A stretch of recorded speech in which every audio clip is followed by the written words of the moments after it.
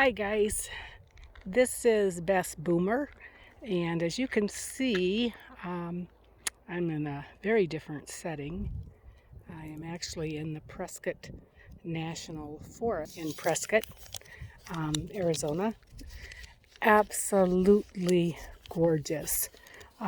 So this little talk is going to be about Prescott, uh, and as you might know from a previous walk and talk, I I've kind of explored Prescott as a retirement place.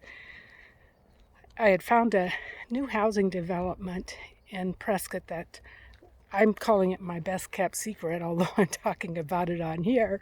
And it's called Saddlewood. And it's brand new homes. And this particular development is in my price range. There are a couple of other developments with much more expensive homes. This where we're staying right now in Prescott is actually in the Prescott National Forest. And if you can kind of check out the background as I'm walking, it's beautiful pine trees, all pine trees. And there are houses and cabins in this area. For the life of me, I'm not sure why people were allowed to build in a national forest, or if it got named that after the building took place and then they decided to preserve it. I'm not sure. But anyway, the people who live here are very, very fortunate because they have the most beautiful setting that anybody could imagine. So if we by chance decided to move to Prescott, where it's 10 to 20 degrees cooler than the Phoenix area, we wouldn't be in this area, of course, we'd be actually in the town of Prescott. And the town of Prescott, it's 5,367 feet above sea level, hence the cooler weather. It's very hilly, beautiful rock formations, many pine trees in the area of the city also. It's the last count, population's 43,000, so it's really a pretty small town. Now it's also, pretty close to Prescott Valley and other little towns, so if you grouped them all together, it'd be a sizable number of people, but Prescott alone is only 43,000. The downtown is famous for Whiskey Row, which is some really cool little shops and lively music and bars and just a tourist destination, but so fun to hang out in. A very small town feel. Prescott also has, excuse me, several lakes, believe it or not. There's Watson Lake, Lynx Lake, and Goldwater Lake. And I haven't visited those yet. I'd like to. They look really beautiful, and there's lots of activities around those areas. Lots of city events, which would be fun. There's a rodeo. I think it's actually the oldest rodeo. There's moonlight, movie night, different family-oriented things like that. So I think that makes it really fun. Let's see.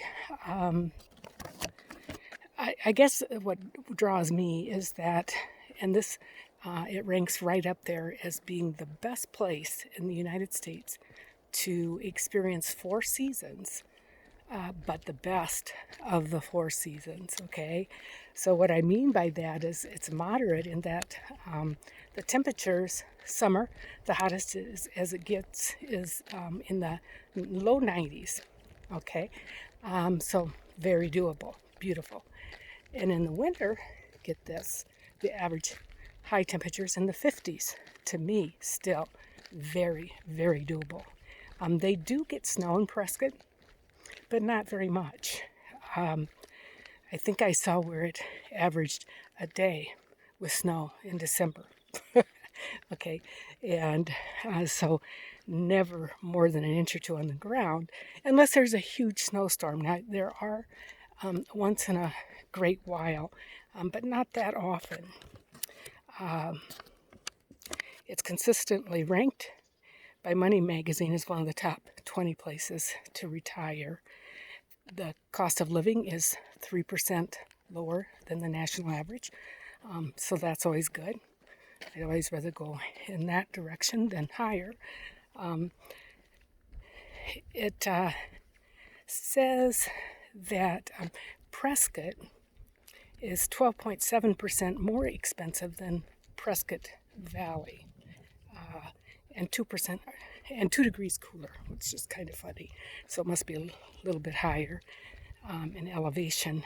But I do remember in talking with realtors that the housing in Prescott Valley keeps their value much better than Prescott Valley. So, and it's the old established town. It was the first capital of Arizona, so that's interesting too. Getting back to the snow, and one place that I saw it averages 13 inches per year. With any given day, getting about an inch. And like I said, in December it's only like one day, whereas in February I think is the most snow. So that kind of gives you an idea.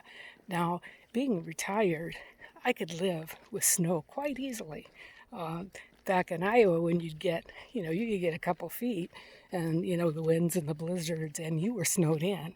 And when I worked, that was really a problem, digging yourself out and trying to be on time. And here, if it snowed, I wouldn't have to go outside. Although I probably would, because I think snow is beautiful. And particularly when your average temperatures, and that's all the winter months, is 50s. So it can't stick around very long. So it's one of those things you can get out and really enjoy, and then it's gone.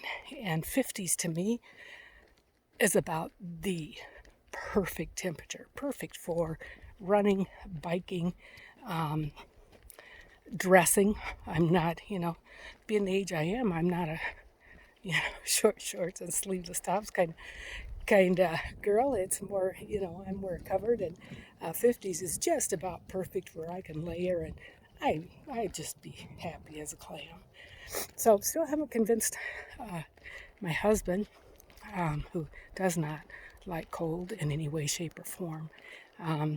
We, like I say, are staying in this little cabin in this national forest, and we have neighbors next door, and they're actually full-time, all year-round residents, and they've been here for years.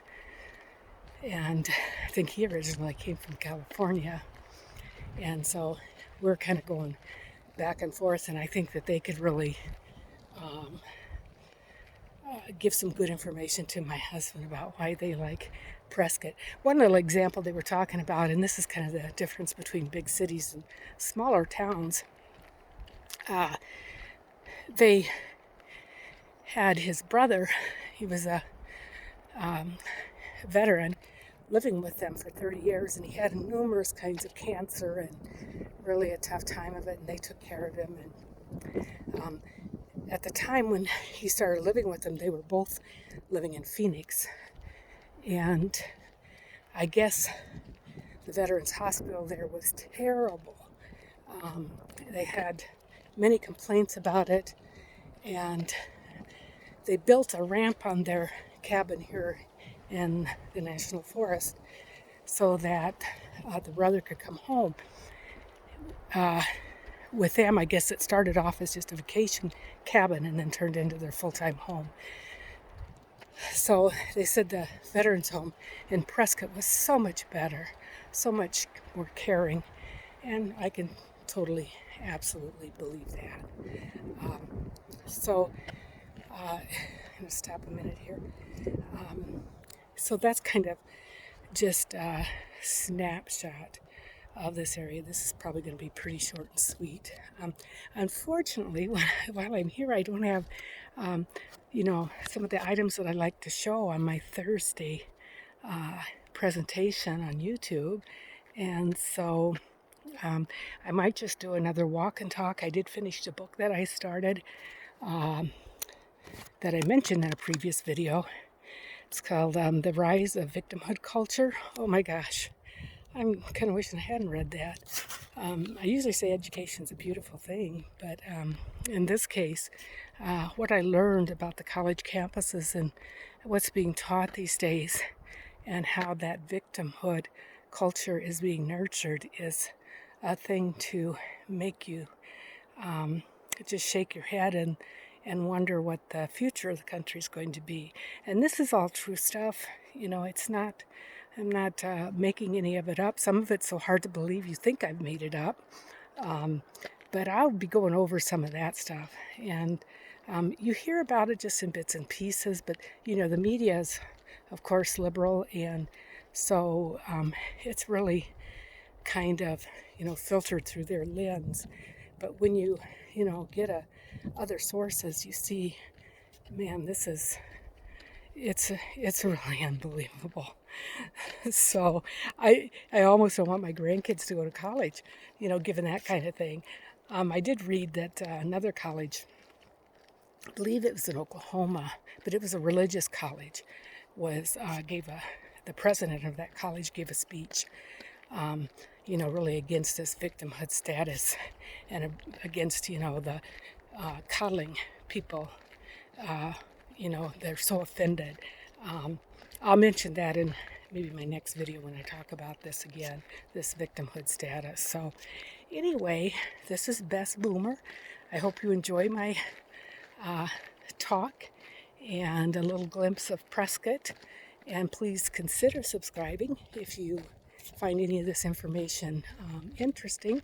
If there's anything you'd like researched and talked about or any questions, feel free to comment. I'm also on YouTube. I've shared a couple with Twitter, but not much. Thinking about going to Instagram too. But please consider liking, sharing, and subscribing. I'd sure appreciate it. I'm going to turn this around and just give you a little view of what I'm seeing as I walk. And as you can see, there's my husband up ahead. As you can see, it's about the most beautiful, beautiful setting. Definitely God's country up here. So take care with all that's going on. Stay safe. And hopefully I'll see you Thursday. Okay, thanks.